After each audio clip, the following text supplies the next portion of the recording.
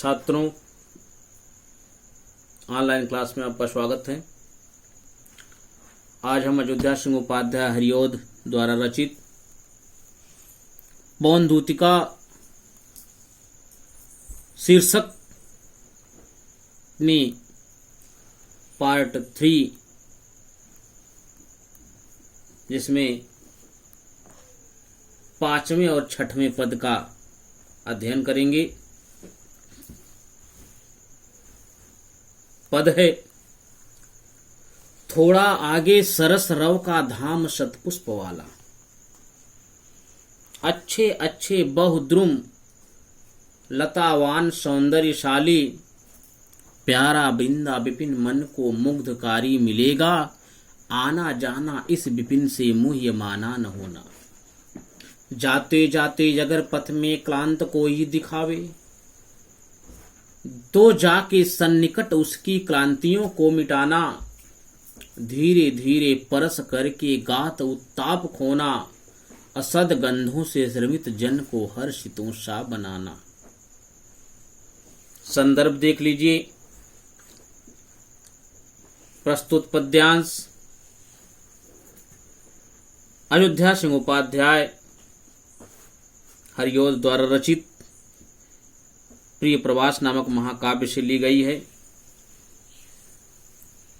जिन्हें हमारी पाठ्य पुस्तक काव्यांजलि में पवन दूतिका शीर्षक से संकलित किया गया। प्रसंग है, राधा जी ने पवन को दूत बनाकर मथुरा में श्री कृष्ण के पास भेजा है और भेजते हुए उसको समझा रही हैं कि रास्ते में मिलने वाले वृंदावन के सौंदर्य पर मुग्ध होकर तुम वहीं विश्राम मत करने लगना।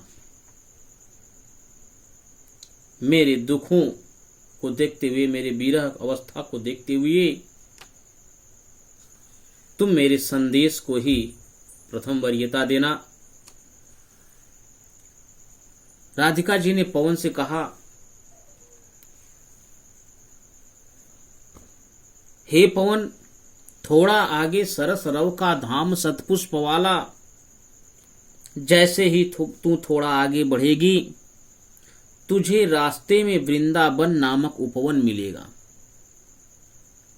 थोड़ा आगे सरस रव का धाम शतपुष्प वाला, अच्छे अच्छे बहुद्रुम लतावान सौंदर्यशाली, प्यारा वृंदा विपिन मन को मुग्धकारी मिलेगा, आना जाना इस विपिन से मुह्य माना न होना। हे पवन, जैसे ही तू थोड़ा आगे बढ़ेगी तुझे रास्ते में वृंदावन नामक उपवन मिलेगा, और वैसा वृंदावन जिसमें पक्षी मधुर कलरव कर रहे होंगे, अनेक प्रकार के सुंदर सुंदर पुष्प खिले होंगे।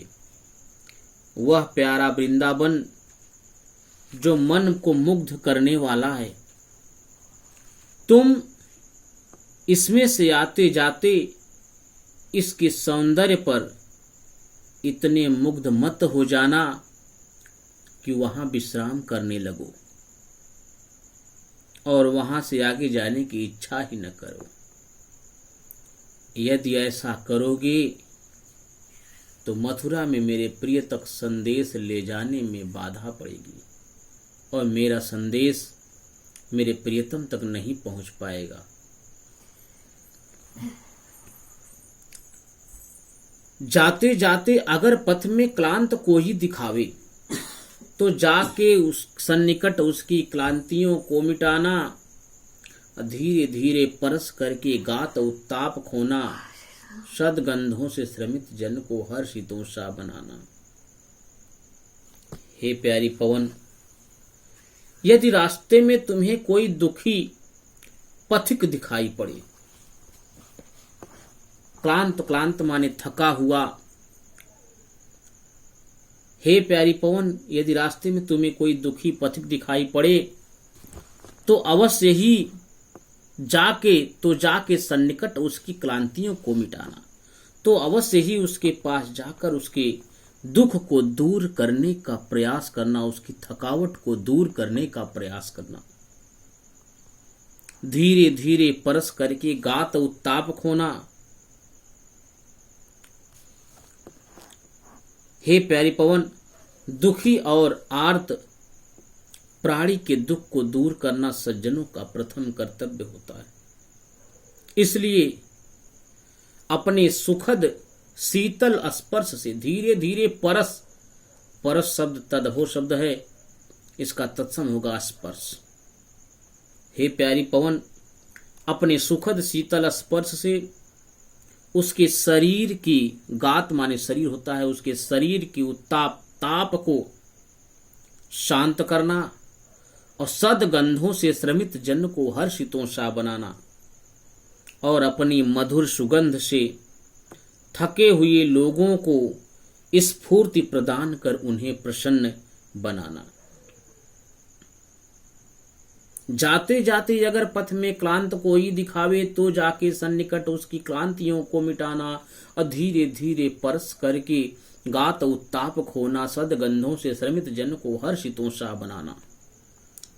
हे प्यारी पवन, यदि रास्ते में तुम्हें कोई दुखी पथिक दिखाई पड़े, कोई थका हुआ पथिक दिखाई पड़े तो अवश्य ही उसके पास जाकर उसकी थकावट को दूर करने का प्रयास करना, क्योंकि दुखी प्राणियों के दुख को दूर करना सज्जनों का प्रथम कर्तव्य होता है।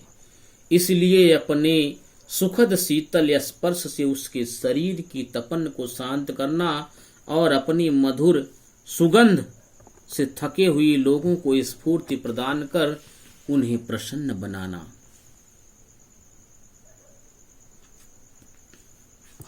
प्रस्तुत पद में भी खड़ी बोली का प्रयोग है। मंदाक्रांता छंद अभिदा शक्ति और राधा के दुखों का वर्णन, पवन का मानवीकरण, सज्जनों के कर्तव्य का भी वर्णन। आज के लिए बस इतना ही। अगले पार्ट में यानी हम इस पाठ के चौथे पार्ट अर्थात 8वें और 9वें पद के साथ अगले वीडियोज में मिलेंगे। धन्यवाद।